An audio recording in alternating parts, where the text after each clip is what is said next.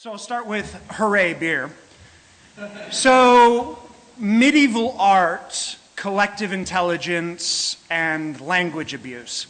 Today we're going to discuss medieval art, collective intelligence, cloud computing, literature, and language abuse. This is, in actuality, a cloud computing free presentation. You may buy me a beer later and thanks. So let's start at the very beginning, which is, in fact, a very good place to start. Basho. Basho is a distributed systems company. A distributed systems company with a distributed team. And as a member of this distributed team, I've learned many things, but one in particular. Software is all about humans. Let's start with language abuse. The year was 1873, and a young college student was appointed as the assistant librarian at Amherst College. This man, Melville Lewis Kossuth Dewey, became frustrated with categorization inside the library, and in an attempt to increase the utility of the library without increasing expenditure, he created a method of classification, the Dewey Decimal System. The system was devised solely for cataloging and indexing purposes, but he found it to be equally valuable for arranging books on shelves. Interestingly, or perhaps frighteningly, he also became enamored with the concept of simpler spelling, or English language spelling reform, which is responsible for the spelling of catalog instead of catalog. Dewey, it's your fault, we're so sorry. This also prompted a desire to change his name to Melville Dewey. And most disturbingly, responsible for menus in the local area reading haddock, potted beef with noodles, parsley or mashed potato, butter, steamed rice, lettuce, and ice cream. Exactly. A hierarchical system of categorization that led to a measure of absurdity. Collective intelligence. 1906 London. This man, Francis Galton, visited a livestock fair where a contest would demonstrate collective intelligence. An ox was on display, and villagers, farmers, ranchers, doctors, men, women, children, professionals, laborers, basically all of the townspeople were invited to guess the weight of the ox after slaughter. There were 787 guesses. None of them were right. However, the mean of the guesses was 1,197 pounds. The actual weight, wait for it, 1,198 pounds. Francis Galton said, "The result seems more creditable to the trustworthiness of a democratic judgment."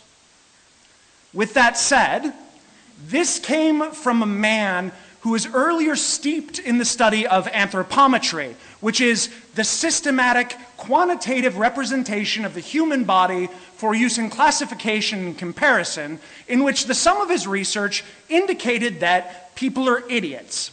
And only the, quote, and this is a quote, select well-bred few should control society. Collective intelligence. If you're familiar with the field of artificial intelligence, you may know of the collective intelligence quotient, which measures the marginal extra intelligence that's added by each new individual that participates in the collective. It's a notional mathematical metric to ensure a system does not succumb to groupthink. Language abuse is a phenomenon that also occurs in mathematics. To quote, "We have made a particular effort to always use rigorously correct language without sacrificing simplicity. As far as possible, we have drawn attention in the text to abuses of language, without which any mathematical text runs the risk of pedantry, not to say unreadability."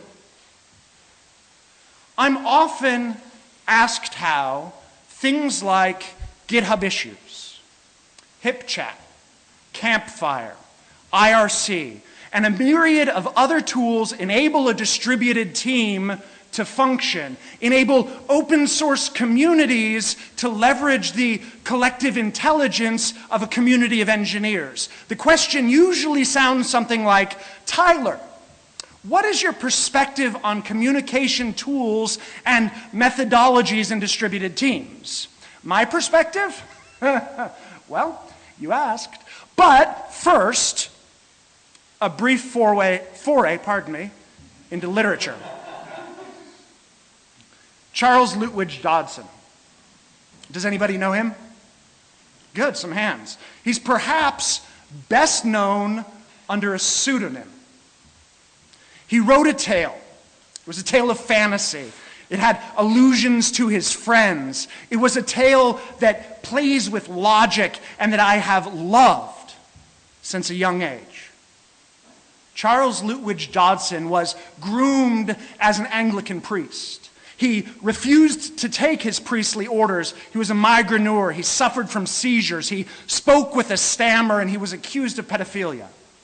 This man, Lewis Carroll, author of Alice's Adventures in Wonderland. Alice in Wonderland, to me, is an apt description of most technologists. "Cheshire Puss," Alex began, rather timidly, as she did not at all know whether it would like the name. However, it only grinned a little wider. "Come, it's pleased so far," thought Alice, and she went on. "Would you tell me, please, which way I ought to go from here?" "That depends a good deal on where you want to get to," said the cat. "Oh, I don't care much where," said Alice. "Then it doesn't matter which way you go," said the cat, "so long as I get somewhere," Alice added as an explanation. "Oh, you're sure to do that," said the cat, "if you only walk long enough." "But I don't want to go among mad people," Alice remarked. "Oh, you can't help that," said the cat. "We're all mad here. I'm mad. You're mad. Then it doesn't much matter which way you go, because we're all mad here." In 1884, a science fiction novella was published to lambast the social hierarchy of Victorian culture, Flatland. According to Isaac Asimov, this is the best introduction one can find into the manner of perceiving dimensions. It is, in essence, an imagining of a two-dimensional square experiencing life in a one-dimensional world and interacting with a three-dimensional being. If that sounds brain-breaking and you haven't read it, start now. The Sphere says, "But now, prepare to receive proof positive of the truth of my assertions. You can at least see that as I rise in space, so my sections become smaller. See now, I will rise, and the effect upon your eye will be that my circle will become smaller and smaller till it dwindles to a point and finally vanishes." Something like this. And the square with whom he was conversing said, "There was no rising that I could see, but he diminished and finally vanished.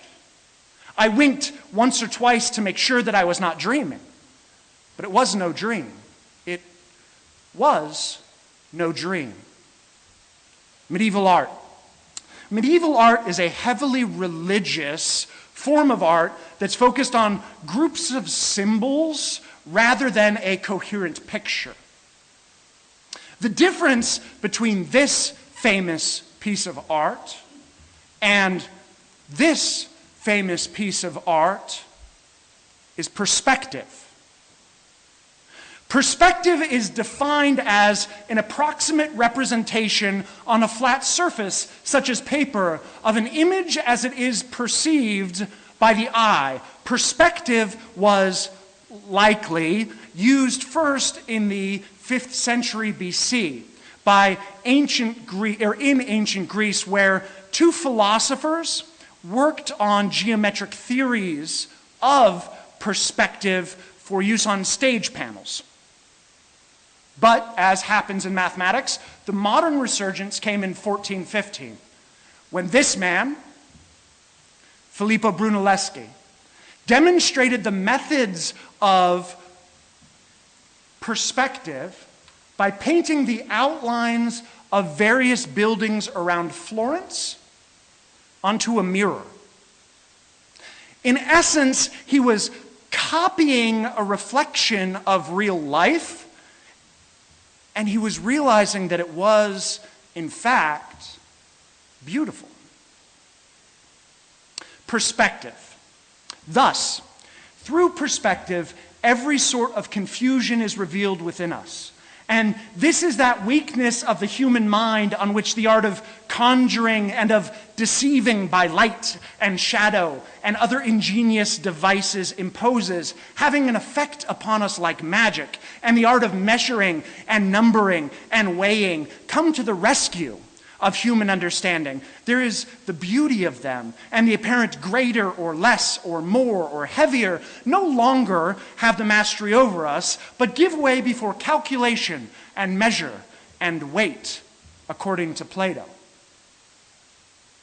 Perspective is the essence of showing things as they appear, not as they are.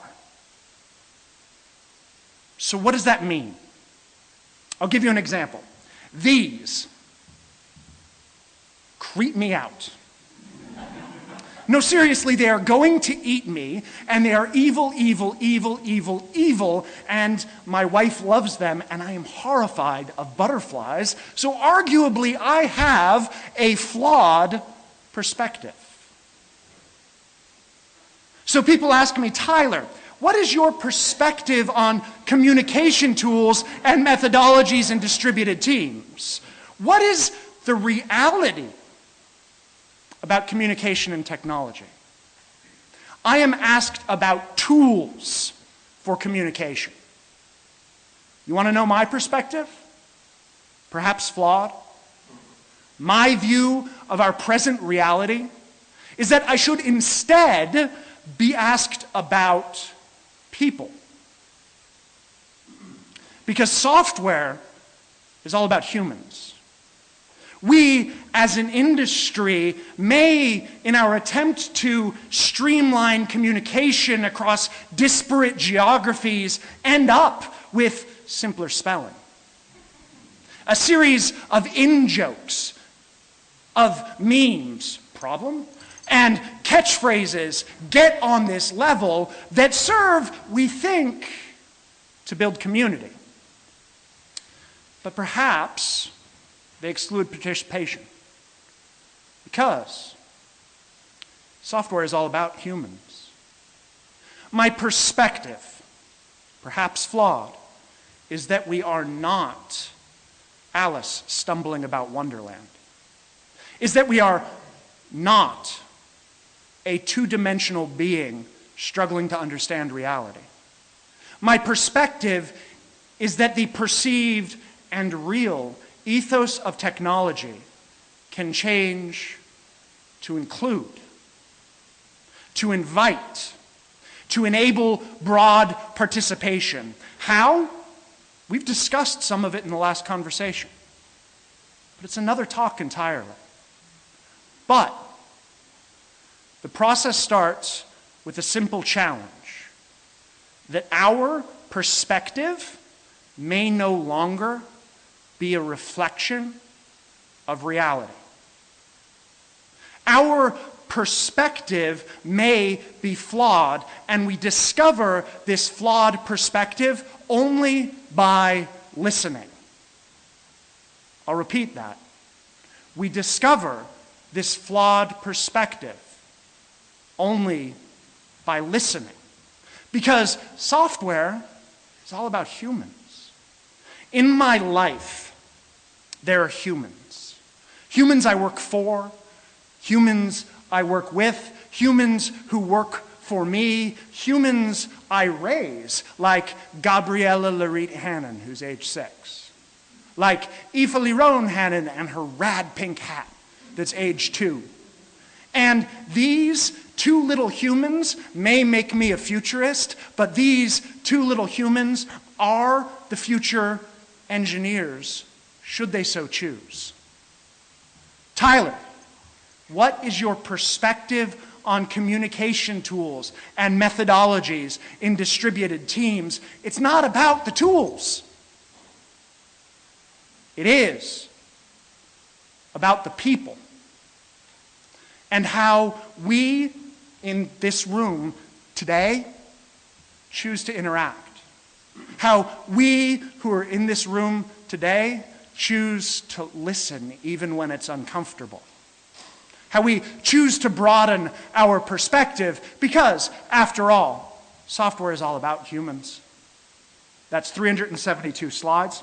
It's, of course, with apologies to Lawrence Lessig and Rolf Scheiber. It's written while listening to explosions in the sky, some beautiful Bombazine Black and Nathaniel Rateliff.